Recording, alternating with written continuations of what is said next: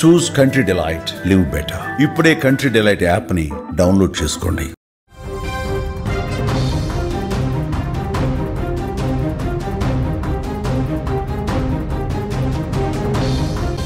ఛత్తీస్గఢ్లోని బస్తర్ ప్రాంతంలో మావోయిస్టులకు భారీ ఎదురుదెబ్బ తగిలింది.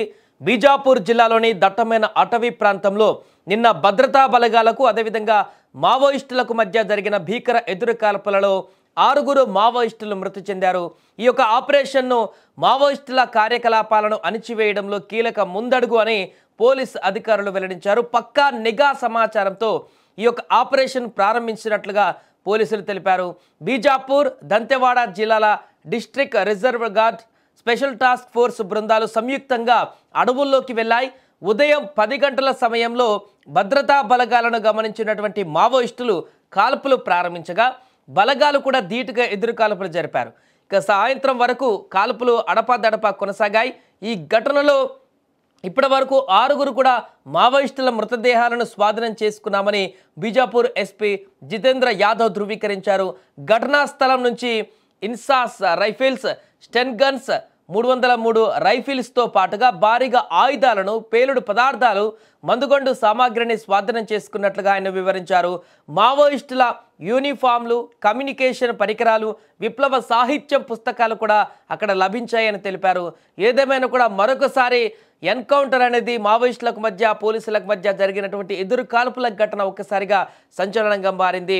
ఈ మధ్య కాలంలో వరుసగా మావోయిస్టులందరూ కూడా ఒక్కొక్కరుగా లొంగిపోతున్నటువంటి పరిస్థితి నెలకొంటుంది. ఈ నేపథ్యంలో ఇంకా మిగిలినటువంటి మావోయిస్టులు కూడా లొంగిపోవాలంటూ ఇటువైపు ప్రభుత్వం కానీ పోలీసు అధికారులు చెప్తున్నప్పటికీ మరికొంత మావోయిస్టులు మాత్రం వారి యొక్క కార్యకలాపాలను కొనసాగిస్తున్నారు.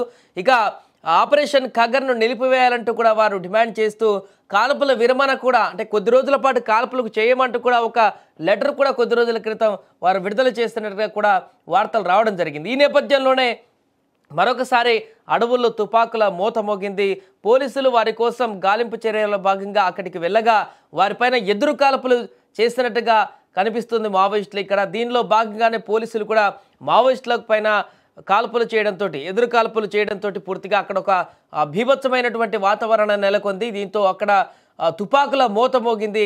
సో ప్రస్తుతానికైతే 6 మావోయిస్టులు మృతి చెందినట్టుగా తెలుపుతున్నారు. చాలా ఆయుధాలను, అక్కడ సామాగ్రిని, పేలుడు పదార్థాలను కానీ ఇతరత్ర ఐటమ్స్ అన్నింటినీ కూడా మావోయిస్టులు క్యారీ చేసేటువంటి ఐటమ్స్ అన్నింటినీ కూడా స్వాధీనం చేసుకున్నారు. వాటన్నింటినీ కూడా పరిశీలించి ఇంకా మావోయిస్టుల కదలికలు ఎటువైపు ఉన్నాయి, ఎక్కడికి ఉన్నాయి, ఎక్కడెక్కడ వీరందరూ కూడా కార్యకలాపాలు కొనసాగిస్తున్నారు, వీరికి ఎవరితో సంబంధాలు ఉన్నాయి అనేటువంటి పూర్తి వివరాలను కూడా పోలీసులు అన్వేషించేటువంటి పనిలో పడ్డారు. ఏదేమైనా కూడా పూర్తిగా దేశంలో మావోయిస్టులు అనేవారే లేకుండా ఉండేందుకు ఆపరేషన్ ఖగ్గర్ నిర్వహిస్తున్నటువంటి సంగతి మనం చూస్తూనే ఉన్నాం. వచ్చే ఏడాదికి పూర్తి స్థాయిలో మావోయిస్టు రహిత దేశంగా మారుస్తామంటూ అమిత్ షా ఇప్పటికే హోంమంత్రి చెప్పినటువంటి సందర్భాన్ని కూడా చేసిన నేపథ్యంలో తాజాగా జరుగుతున్నటువంటి ఇలాంటి ఎన్కౌంటర్స్ అయితే అటవీ ప్రాంతంలో పూర్తిగా కాల్పుల మోతను మోగిస్తున్నాయి. ప్రస్తుతం జరిగినటువంటి ఈ కాల్పులో 6 మావోయిస్టులు అయితే మృతి చెందారు.